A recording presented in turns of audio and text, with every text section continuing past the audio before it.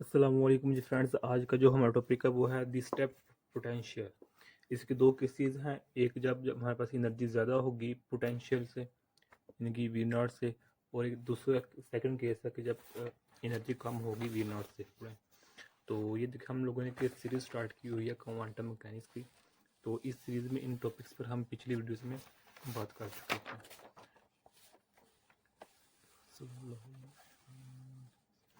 तो आज की जो हमारे पास वीडियो है वो वीडियो में हमारे पास 23 है। इसका पहला केस है जब एनर्जी ज़्यादा है स्टेप पोटेंशियल में।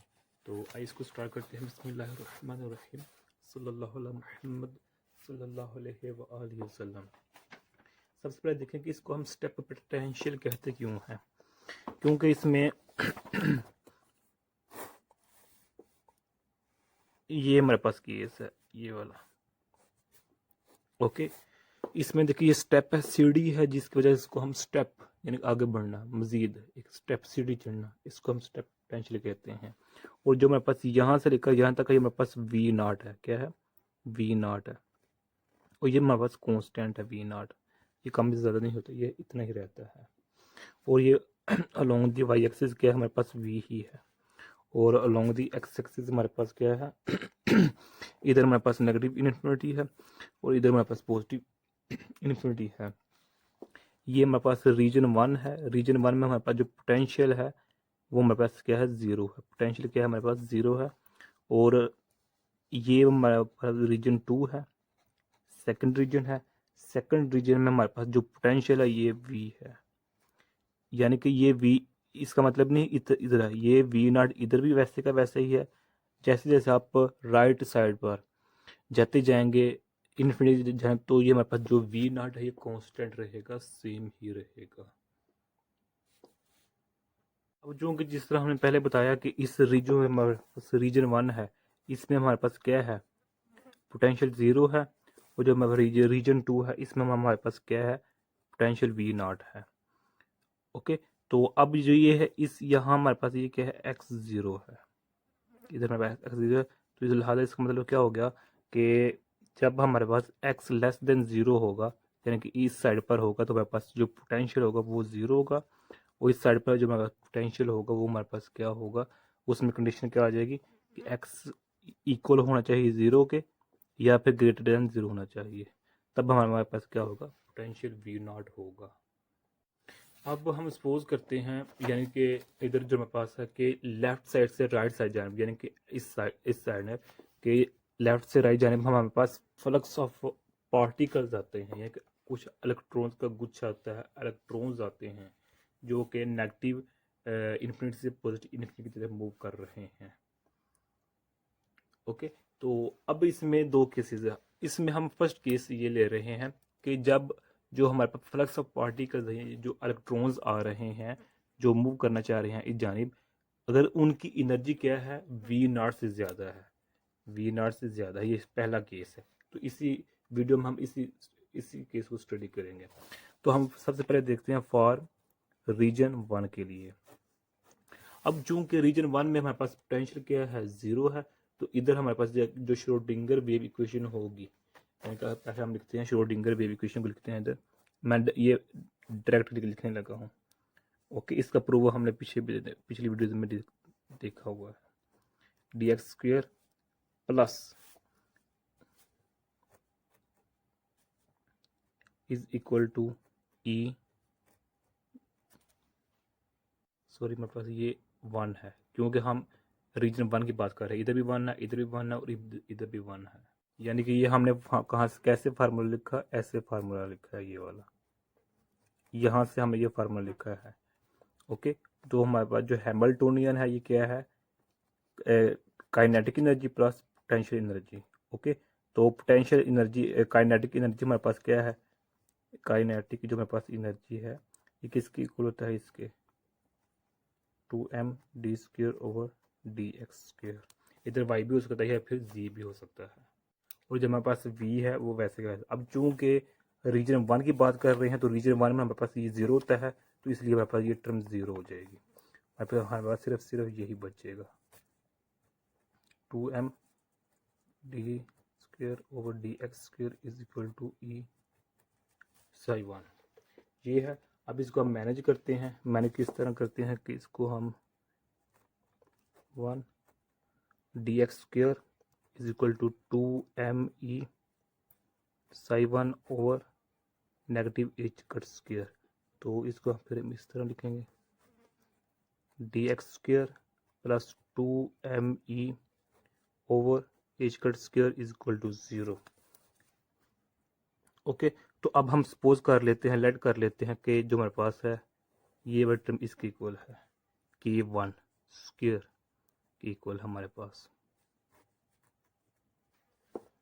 ओके, तो यहाँ से हम इधर आ जाते हैं, डायरेक्ट हम इधर वैल्यू लिख देते हैं ऐसे साई 1 इज इक्वल टू 0, यानी कि जो है इसकी वैल्यू इधर पुट किया तो ये हमारे पास k1 स्क्वायर बन गया इसकी जगह। और चूंकि हमारे पास इधर साई भी है, सॉरी इधर हमें साई भी लिखना है, ये साई 1 ये वाला।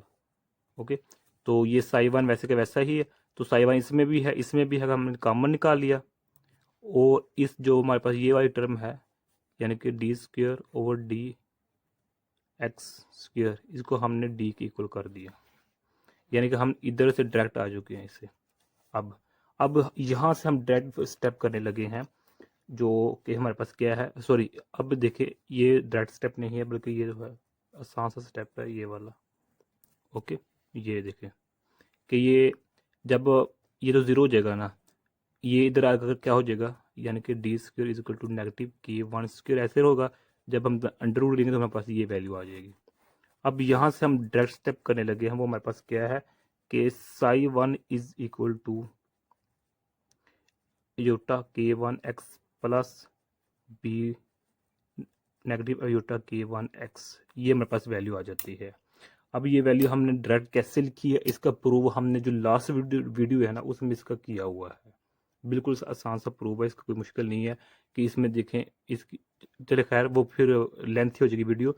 लास्ट वीडियो हमने इसका प्रूव किया हुआ है कि हम यहाँ से यहाँ डायरेक्ट लिख सकते हैं। अब इसकी जगह हम इसको हम इस तरह भी लिख सकते हैं psi 1 is equal to positive k1 x plus B sorry A negative k1 x। यहाँ ये नेगेटिव क्या शो कर रहा है along with negative x axis, और ये पॉजिटिव क्या शो कर रहा है along with positive x axis. ये k1 और k1 क्या शो कर रहा है कि रीजन 1 है हमारे पास। ओके, तो अभी इसको करेंगे, अभी हमारे पास यही इक्वेशन है। और जो हमारे पास ये a और b ये हमारे पास कोफिशिएंट्स हैं, और ये हमारे पास क्या है, ये इंसिडेंट वेव है, और ये हमारे पास क्या है, रिफ्लेक्टेड वेव है। ओके, अब दोबारा फिर इस रीजन 1 में आए कि हमारे पास कुछ इलेक्ट्रॉन्स का यानी कि पार्टिकल्स का फ्लक्स आ रहा है, यानी इलेक्ट्रॉन्स का गुच्छा या इलेक्ट्रॉन्स की जब पला ले लें वो आ रहे हैं। सपोज हम एक इलेक्ट्रॉन ले लेते हैं, हालांकि इलेक्ट्रॉन ही इलेक्ट्रॉन का मजमू होता है, फ्लक्स होता है। तो वह जब आ रहे हैं तो क्या होगा कि चूंकि एनर्जी जो आ रही है उनकी एनर्जी क्या है, ज्यादा है, किससे, इससे जो हमारे पास V0 है इससे ज्यादा है। लेकिन हम चूंकि रीजन 1 के लिए सिर्फ और सिर्फ ये केस देख रहे हैं, सेकंड रीजन हम नेक्स्ट देखते हैं। तो इस केस में क्या होगा कि कुछ जो इलेक्ट्रॉन्स होंगे वो इस स्टेप पोटेंशियल से, इस सीढ़ी से टकराएंगे और आगे चले जाएंगे, और कुछ क्या होंगे वापस चले जाएंगे, टकरा कर वापस चले जाएंगे। अब यहाँ एक क्वेश्चन राइज होता है, क्वेश्चन वो क्या कि जो इलेक्ट्रॉन्स आ रहे हैं उनके पास तो एनर्जी ज्यादा है, इसलिए जो 100% जो मिसाल के तौर पर अगर 20 इलेक्ट्रॉन्स आ रहे हैं तो उन 20 इलेक्ट्रॉन्स को 100% गुजर जाना चाहिए ना, क्योंकि उनकी एनर्जी ज्यादा है इस स्टेप पोटेंशियल से। ये क्वेश्चन इज राइज होता है। ओके, तो इस क्वेश्चन का आंसर बिल्कुल सिंपल है। ये इस क्वेश्चन का आंसर भी मैं पिछली वीडियो में दे चुका हूँ, क्योंकि ये मिलते जुलते टॉपिक हैं, फ्री पोटेंशियल में देख चुका हूँ। कि देखिए एक और क्लासिकल मैकेनिक्स का हम पॉइंट ऑफ व्यू लेते हैं, एक हम क्वांटम मैकेनिक्स का पॉइंट ऑफ व्यू लेते हैं। अगर हम क्लासिकल के मुताबिक सोचें ना, क्लासिकल के मुताबिक, तो ये बात दुरुस्त है कि जितने भी इलेक्ट्रॉन्स आएंगे चूंकि उनकी एनर्जी ज्यादा है उनको इस स्टेप से गुजर कर आगे निकल जाना चाहिए, रीजन 2 में आ जाना चाहिए। ये क्लासिकल पॉइंट ऑफ व्यू है। लेकिन क्वांटम ऑफ पॉइंट व्यू, चूंकि हम क्वांटम को स्टडी कर रहे हैं, क्वांटम में इस टॉपिक को स्टडी कर रहे हैं, तो क्वांटम क्या कहता है कि अगर हमारे पास एक पार्टिकल है, उसके साथ उसकी नेचर एक वेव भी है, उसके साथ एक वेव भी है। यानी कि जब हम क्वांटम में किसी पार्टिकल का नाम लेते हैं कि पार्टिकल है, तो हमारे जहन में एक बात आ जाती है उसके साथ वेव भी है। या फिर जब हम क्वांटम में किसी वेव का तस्करा करते हैं, उसका मतलब है उसके साथ पार्टिकल भी है। ये ड्यूल नेचर है। इसको हमने यानी कि स्टडी किया हुआ है मॉडर्न फिजिक्स में। ओके, जिस तरह देखिए मैंने पिछली वीडियो में मिसाल दी थी कि एक HOD साहब हैं डिपार्टमेंट, हमारे department physics department UOG, doctor Brahmaji Sandhu साहब हैं। तो अब जब वो क्लास में आते हैं तो वो एज अ बिहेव कर रहे होते हैं एज अ टीचर के तौर पर, लेकिन जब वो क्लास से बाहर निकलते हैं तो अब वो बिहेव करने लग जाते हैं एज अ HOD। ओके, तो पर्सन एक ही है, शख्सियत एक ही है, लेकिन क्या है दो काम। जिस तरह एक इंसान है, वो क्या है, उसकी शादी है, बाल बच्चे है, तो वो बाल बच्चों का क्या है, बाप है। घर में क्या है, खामन बीवी का खाविंद है, बच्चों बाल बच्चों का क्या है, वालिद है। लेकिन जब घर से बाहर निकलता है तो किसी का चचा, किसी का ताया, किसी का मामू है, कि स्टेटस है, इंसान एक ही है। तो क्वांटम मैकेनिक्स में जब भी हम पार्टिकल का तज़किरा करते हैं तो वहाँ वेव भी होती है, या फिर जब हम किसी वेव का तज़किरा करते हैं तो वहाँ पार्टिकल भी होती है। तो यही केस है कि क्लासिकल पॉइंट व्यू से तमाम पार्टिकल आगे गुजर जाते हैं, लेकिन क्वांटमली क्या होता है कि क्वांटमली तौर पर कुछ जो वेव्स होती हैं वो इस स्टेप पोटेंशियल से टकराकर वापस चली जाती हैं। 100% ऐसा नहीं होता कि तमाम आए और वापस टकरा कर चले जाएं, लेकिन होता है क्वांटम मैकेनिक्स में इस तरह होता है ड्यू टू वेव नेचर। अगर इसकी सिर्फ क्लासिकल में पार्टिकल कंसिडर करते हैं तो पार्टिकल गुजर जाते हैं, 100% ट्रांसमिशन हो जाती है। तो इसलिए इधर हमने ये देखे नेगेटिव अयोटा लिखा है, ये वाली टर्म, ये क्या शो कर रही है कि नेगेटिव टकराने के बाद नेगेटिव पीछे की साइड बैक साइड पर जाएंगी, और ये ट्रांसमिशन होगी, ये रिफ्लेक्शन होगी, यानी कि इसको हम इंसिडेंट कहते हैं, इसको हम रिफ्लेक्टेड कहते हैं। और एक और बात, जो हमारे पास ये अयोटा है ना, ये अयोटा क्या ये शो कर रहा है, ये ओसिलेशन को शो कर रहा है। किसको शो कर रहा है, ओसिलेशन को। जिस तरह हमारे पास जो साइन होता है वो ओसिलेशन को शो करता है ना, इस ये देखिए ना, जो रीजन 1 है, रीजन 1 में हमारे पास इस तरह ये देखिए ऐसे है, ये हमारे पास पार्टिकल आ रहे हैं, इलेक्ट्रॉन आ रहा है, इसकी वेव नेचर है। ये ओसिलेशन अयोटा इसको इसी को शो करता है, ओसिलेशन को। तो ट्रांसमिशन में भी ऐसा ही होता है, लेकिन वो चलिए हम आगे डिस्कस करते हैं किस तरह होता है, लेकिन रीजन 1 में इस तरह ही होता है। जब हम ये नेक्स्ट स्टडी केस करेंगे ना नेक्स्ट वीडियो में, तो उसमें इस तरह नहीं होगा। इस केस में रीजन 2 में, रीजन 1 में इस तरह ही होगा। खैर वो बाद की बात है। तो ये सिंपल सी बात थी रीजन 1 में। अब हम बात करते हैं रीजन 2 की। अब चूंकि रीजन 2 में हम वी नॉट भी आ चुका है, यानी कि जो मेरे पास है रीजन 2 में अब वी नॉट भी आ चुका है, तो वी नॉट को भी अब हम कंसिडर, यानी कि पहले सबसे पहले हम श्रोडिंगर वेव इक्वेशन को लिखते हैं। अब यहाँ देखिए, यहाँ साइड 2 है, साइड 1 नहीं लिखेंगे। ओके, यहाँ भी साइड 2 है और यहाँ भी साइड 2 है। ये कहाँ से लिखी है हमने, यहाँ से लिखी है, और ये मेरे पास हैमिल्टोनियन है। अब अच्छा, अब एक और बात याद रखिएगा इधर कि ये मेरे पास श्रोडिंगर वेव इक्वेशन है। कौन सी, time independent Schrodinger wave equation है। Time independent Schrodinger wave equation है मेरे पास। इसमें जो टाइम का तज़किरा है वो नहीं है हमारे पास, यानी कि इंडिपेंडेंट ऑफ टाइम है, यानी कि स्पेस पर डिपेंड कर रही है ये इक्वेशन। ओके हो गया। अब यहाँ से क्या करते हैं, इसको फिर हम मैनेज करते हैं। वो किस तरह करते हैं कि इसका ओवर 2m डी स्क्र 2 dx² इज इक्वल टू क्या होगा कि जो हमारे पास है ये इधर आकर नेगेटिव हो जाएगा और ये मेरे पास कॉमन आ जाएगा। ओके, तो यहाँ से फिर हम क्या करेंगे, dx² plus 2m e0 v0 over H घट over is equal to side 2। यानी क्या होगा कि इस टर्म को हम उधर ले जाएंगे तो ये जाकर 2 ऐसे हो जाएगा और ये नीचे आ जाएगा, तो फिर हम इसको इधर ले आएंगे, यानी कि फिर इसको, तो ये हमारे पॉजिटिव हो जाएगा, इज इक्वल टू ये हमारे पास ये आ जाएगा। ओके, सॉरी इधर ये क्या हो गया मुझे, ये ऐसे है। अब क्या है, जिस तरह हमने पहले रीजन में K1 लिखा था ना, K1 किसके लिए इक्वल लिखा था, 2ME, सॉरी इसकी को लिखा था ना। अब इसी तरह ये इसको भी हम इक्वल करते हैं इसके, तो इसकी को कर दिया एज कट स्क्वायर। अब इसमें फर्क देखिए, ये K1 रीजन 1 के लिए, रीजन 2 के लिए है कि ये देखिए ये टोटल एनर्जी है, तो ये टोटल एनर्जी में से ये कम हो रहा है, यानी कि जब जो पार्टिकल जो इलेक्ट्रॉन्स हैं वो इस स्टेप टेंशन में से गुजरेंगे तो उनकी काइनेटिक एनर्जी कम होगी, रिड्यूस होगी, क्योंकि उनका जो मोमेंटम होगा वो रिड्यूस होगा। मिसाल के तौर पर इसका जो पोटेंशियल है हमारे पास 5 है, जो इलेक्ट्रॉन्स आ रहे हैं उसकी जो एनर्जी है वो V है, 20 है। तो अब क्या होगा कि जब वो इस 5 वाले बैरियर को क्रॉस करेंगे तो इसकी जो एनर्जी रह जाएगी बाकी, इस रीजन में तो 20 है, इस रीजन में क्या हो जाएगी, 15 रह जाएगी। और मज़ेदार बात ये है कि जो ये 15 है वैल्यू है ना पार्टिकल्स की एनर्जी, वो इस रीजन 2 में सेम ही रहेगी। इधर भी, इधर भी, इधर भी, इधर भी, इधर भी, इधर जितनी मर्जी दूर चले जाए वो सेम ही रहेगी, क्योंकि अब कोई भी रुकावट नहीं है रीजन 2 में।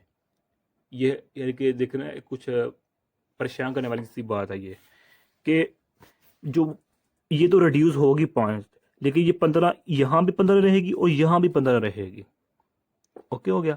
खैर अब ये क्या हो गया, ये हमारे पास यहाँ अब इसकी जगह हम क्या लिख सकते हैं, dx² ओवर प्लस k², और ये मेरे पास इस तरह आ जाएगा हमारे पास। ओके हो गया। तो अब हम यहाँ क्या करते हैं कि हम फिर वही काम करते हैं जो हमने लास्ट रीजन किया था। तो हमारे पास ये आ जाएगा इज इक्वल टू 0। तो यहाँ से हम d की वैल्यू निकालेंगे तो जो हमारे पास ये आ जाएगी। ओके, और यहाँ से हम डायरेक्ट लिखेंगे ये values, K2x plus d negative K2x। अब ये क्या किसको शो कर रही है, ये पॉजिटिव किसको, कि ट्रांसमिशन को शो कर रही है, कि जब पार्टिकल इसमें से इंटर हो जाएगा तो वो ट्रांसमिट करेगा। और ये किसको शो कर रही है, रिफ्लेक्शन को।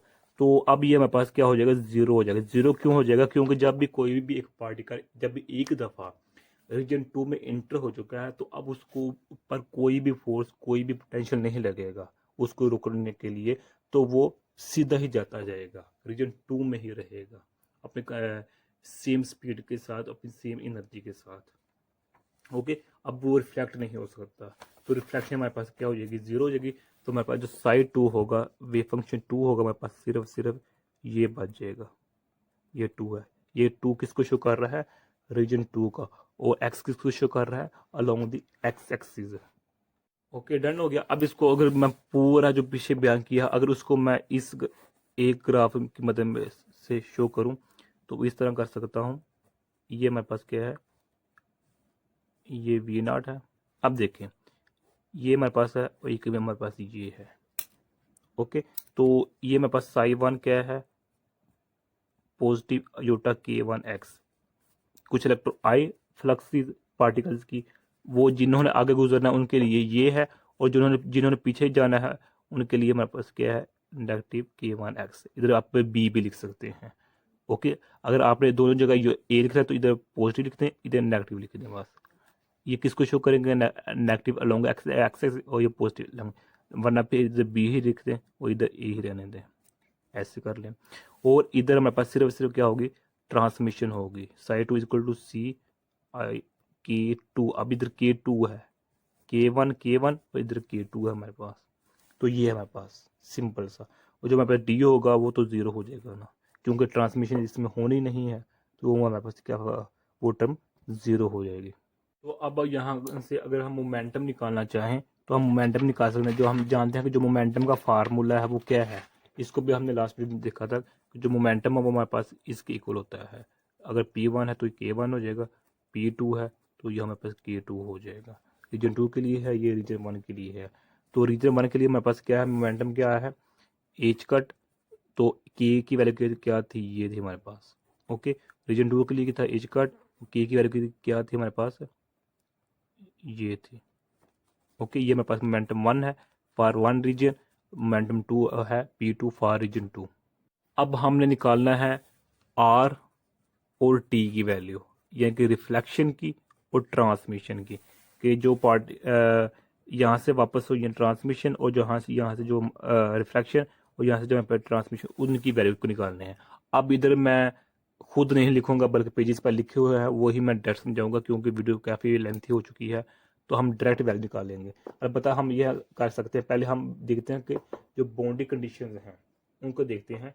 क्योंकि हमारे पास जो रीजन है वो स्मॉल है, जो हमारे पास ये रीजन है हमारे पास स्मॉल है, या कि जो प्रोबेबिलिटी डेंसिटी है पार्टिकल को फाइंड करने की, ये इन स्मॉल रीजन में वो चेंज होती है, चेंज हो रही है continuous from one point two point, यानी कि यह अगर एक ये पॉइंट वन है तो यहाँ से यहाँ तक जाएंगे तो कंटिन्यूसली चेंज हो रही है इसकी जो प्रोबेबिलिटी है। अगर जिसका जो एरिया है वो स्मॉल है, रीजन वन रीजन टू, या तो लेकिन कंटिन्यूसली क्या हो रही है, चेंज हो रही है। तो इसलिए जो मेरे पास साई वन और psi two X is equal to zero पर क्या हो जाएंगे, एक दूसरे के इक्वल हो जाएंगे। और जब एक दूसरे इक्वल हो जाएंगे तो वो हमारे पास boundary condition, first boundary condition निकल आएगी। और फिर इसका हम टाइम डेरिवेटिव भी, सॉरी एक्स डेरिवेटिव भी लेंगे, यानी कि जो वेव फंक्शन है वो कंटिन्यूज होगा, वो उसको कंटिन्यूज होना चाहिए इस पर। तो वो कब कंटिन्यूज होगा, अगर जो हमारे पास है x is equal to zero put करने से जो साई वन और साई टू की वैल्यू अगर मैच कर जाएं, तो जो हमारे पास बाउंड्री कंडीशन है फॉर कंटिन्यूटी वो सेटिस्फाई हो जाएगा। ओके, तो इसको मैंने रिटर्न फॉर्म में पहले लिखा हुआ है, तो रिटर्न फॉर्म में ही इसको देखते हैं। सबसे पहले देखेंगे boundary condition. As there is a single boundary between region 1 and region 2, thus the wave function as well as their derivative must be continuous at boundary। यानी कि हमारे पास सिर्फ एक ही बाउंड्री है रीजन 1 और रीजन 2 के दरमियान, इसलिए जो इसका वेव फंक्शन है वो इसका जो डेरिवेटिव है वो क्या होंगे, कंटिन्यूज होंगे। अब कंटिन्यूज का मतलब क्या है, कंटिन्यूज का मतलब ये देखना, हम इसको मिसाल के जरिए सकते हैं कि हम 5th सेमेस्टर में हैं, तो जब हम 6th सेमेस्टर में जाएंगे इसको ख़त्म करके, तो जब 6th में तो हम ही होंगे ना, हमारी जगह कोई और तो नहीं ना आ सकता। अगर मैं हूँ 5वें सेमेस्टर में 6ठे सेमेस्टर में गया तो मैं ही होऊंगा, बस इतना। यानी कि आप ये देखें, अगर एक बच्चा है 10 साल का, ओके, वो सोमवार को गया स्कूल, तो जब वो मंगल को स्कूल जाएगा, इसका मतलब ये नहीं है कि वो 15 साल का हो गया होगा, ये कंटिन्यूटी नहीं है। ओके, कंटिन्यूटी क्या है कि अगर वो 10 साल का है, सोमवार को गया है, तो अगर वो मंगल को जा रहा है तो 10.000001 पॉइंट इतनी इसकी यानी कि उम्र एज यानी कि इंक्रीज हुई है, बहुत माइनर सी, ये कंटिन्यूटी कहलाती है। ओके, तो अब देखें, ये हमने x is equal to 0 put कर दिया दोनों साइड पर, साई वन और साई टू पर, तो हमारे पास ये वैल्यू आ जाएंगे। अब ये कैसे आई है देखें ना, कि जो मेरे पास साई वन की वैल्यू क्या थी, योटा के वन एक्स थी, और बीटा नेगेटिव के वन एक्स थी। तो जब हम इधर एक्स 0 पुट करेंगे, इधर भी पुट करेंगे, तो ये क्या हो जाएगी, पूरी टर्म 0 हो जाएगी, ये भी पूरी टर्म 0 हो जाएगी। तो जब भी ई की 0 वैल्यू आती है तो वो किसकी इक्वल होती है, 1 के। तो हमारे पास ये ए बी है, ये ए बी है, तो हमारे पास ए प्लस बी आ जाएगा। ओके, ये हमारे पास फॉर किसके लिए, साई वन के और साई टू के लिए क्या होगा, ये हमारे पास, ये देखें, तो ये 0 हो जाएगी, तो ये पावर 0 हो जाएगी, तो 1 हो जाएगी, तो हमारे पास यही आ जाएगी। ओके, सिमिलरली जो इसकी टाइम डेरिवेशन है एक्स के लिहाज से, उसको में भी हमने एक्स की वैल्यू जो है वो 0 पुट कर रहे हैं। तो जब डेरिवेटिव लेंगे इसका साई वन, अच्छा साई वन मैं दोबारा फिर लिख देता हूँ, हमारे पास क्या है, के वन एक्स है, बी है, नेगेटिव अयोटा के वन एक्स है, और जो साइड टू है हमारे पास क्या है, पॉजिटिव के टू एक्स है। जो डी वाला तो वो तो हमारे पास 0 हो गया था ना। जब इसका हम डेरिवेटिव लेंगे तो हमारे पास ये आ जाएगा, यानी कि जब इसका डेरिवेटिव लेंगे तो हमारे पास क्या आएगा, ये पूरी टर्म वैसे की वैसी ही आ जाएगी। तो इसका डेरिवेटिव लेंगे तो हमारे पास क्या आ जाएगा, अयोटा के वन। ये आसान सी है मैथ, इसमें कोई मुश्किल बात नहीं है। तो हमारे पास इक्वेशन 2 आ जाएगी। ओके, तो अब हम क्या करें, जो हमारे पास इक्वेशन नंबर 1 आई है, इक्वेशन नंबर 1 और इक्वेशन नंबर 2 है, ये भी सी है, ये भी सी है, इनको कंपेयर करें तो हमारे पास ये वैल्यू आ जाएगी। मजीद सॉल्व करेंगे तो हमारे पास सिंपल सी मैथ है, इसमें कोई बात नहीं मुश्किल। अब क्या करेंगे, जो मेरे पास इक्वेशन नंबर 1 है, इसको उसमें हम बी की वैल्यू को पुट कर देंगे। जो मेरे पास ये बी की वैल्यू इसको पुट किया तो मेरे पास ये बन गई। ओके, अब इसको फिर हम इस तरह देखिए, सिंपल सी मैथ है, तो मेरे पास सी ओवर ए आ जाएगा। इक्वेशन नंबर 4 का नाम दे रहे हैं। अब हम फार्मूला लिखते हैं, जे आर का फार्मूला क्या है, जे रिफ्लेक्टेड ओवर जे इंसिडेंस, और जो टी का फार्मूला हमारे पास क्या है, जे ट्रांसमिटेड ओवर जे इंसिडेंस। ओके, तो अब देखिए जो मेरे पास जे रिफ्लेक्टेड है, जो हमारे पास यानी कि यहाँ से तब वापस चली गई हैं, और जो ट्रांसमिशन है वो आगे चली गई हैं, और जो मेरे पास इंसिडेंस है जो यानी कि क्रॉस हुई है रीजन 1 से रीजन 2 में। ओके, तो अब यहाँ देखें कि जिस तरह मैं पहले बता चुका हूँ कि यहाँ कंटिन्यूटी, जो कंटिन्यूटी है उसका होना लाजमी है। अगर डिसकंटिन्यूटी होगी तो हमारे पास ये प्रोसेस कंप्लीट नहीं होगा। अब कंटिन्यूटी का यहाँ रीजन 1 और रीजन 2 के दरमियान कंटिन्यूटी का होना लाजमी क्यों है कि इसमें कंटिन्यूस नहीं होगा तो फिर यानी कि डिसकंटिन्यूस का क्या फ़ायदा होगा। अब यार देखें ना, ये हमारे पास ऐसे है। अच्छा एक मिनट, इसको हम ना इस तरह करते हैं कि ये है हमारे पास, ये है। ओके, तो ये देख हमारे पास आ रही है, हमारे पास वेव्स आ रही हैं जो पार्टिकल की हैं। तो इसको इसको जो चले हम ऐसे कर देते हैं, ऐसे। ओके, ये हमारे पास कंटिन्यूटी है कि जैसे ही इंटर हो रही है तो वैसे ही बाहर निकल रही है, ये कंटिन्यूटी है।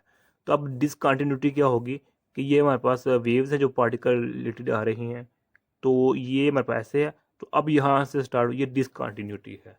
तो डिसकंटिन्यूटी का हम क्या करेंगे, तो इसलिए कंटिन्यूस होना लाजमी है। Wave function is the wave nature of that particle. Wave function जो हमारे पास होता है वो पार्टिकल का वेव नेचर होता है। यानी कि अगर एक पार्टिकल है वो रीजन 1 और रीजन 2 में मूव कर रहा है, तो इसका मतलब क्या है कि जो उसकी वेव नेचर है रीजन 1 में और रीजन 2 में वो कनेक्टेड है। अगरचे वो रीजन 1 को छोड़कर रीजन 2 में आ चुका है, लेकिन उसकी जो वेव नेचर है रीजन 1 और रीजन 2 के दरमियान जो वो कंटिन्यूटी है, मिल रही है, मैच कर रही है, इक्वल है, कनेक्टेड है। ये पता नहीं कहाँ से कहाँ निकल गया। तो ये देखिए हमारे पास फार्मूला है। तो अब हम सबसे पहले जो जे इंसिडेंस है इसको वैल्यू को निकालते हैं, जो जे इंसिडेंट वेव फंक्शन है।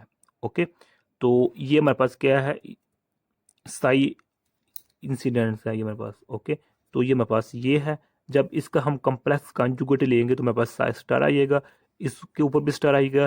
तो हम जानते हैं जब हम अयोटा का स्टार लेते हैं, कॉम्प्लेक्स कॉन्जुगेट लेते हैं, हमारे पास नेगेटिव अयोटा हो जाता है। ये नेगेटिव तो ये हमारे पास पॉजिटिव हो जाएगा। ओके, तो ये हमारे पास हो गया। तो इसको जब हम सोल्व करते हैं तो सोल्व किस तरह करेंगे कि ये देखें, इसका हम डेरिवेटिव लेंगे, इसका भी और इसका भी। इसका डेरिवेटिव लिया, इसका तो मेरे पास ये आंसर आ गया, इसका डेरिवेटिव लिया तो मेरे पास ये आंसर आ गया। सिंपल सा आंसर, इसमें कोई मुश्किल बात नहीं है। ओके, तो अब क्या करेंगे, since the incident current density जो जो हमारे पास ये फार्मूला था, इसमें जो मेरे पास जे इंसिडेंट, इसका जो हमारे इसका अच्छा रिफ्लेक्ट, ये देखिए आर का फार्मूला ये है। आगे इनके मजीद अगर नेक्स्ट फार्मूलेज हैं। अब जे इंसिडेंट का फार्मूला हमारे पास ये है, ये डायरेक्ट मैंने फार्मूला लिखा हुआ है। ओके, तो अब यहाँ जो हमारे पास वैल्यू थी डेरिवेटिव की वो हम पुट कर देंगे। ये तो सिंपल थी ना, इसकी वैल्यू ये हमारे पास, इसकी वैल्यू को ये पुट किया इधर, और जो इसका डेरिवेटिव लिया था वो हमारे पास ये है, ये इसका पुट किया तो हमारे पास ये आ गया। तो यहाँ से हमारे पास कट ऑफ हो जाएंगी, यानी कि ये इससे कैंसिल हो जाएंगी, ये इससे कैंसिल हो जाएगा, तो हमारे पास ये बच जाएगा। इसको मजीद सॉल्व किया, हमारे पास ये आंसर आ गया।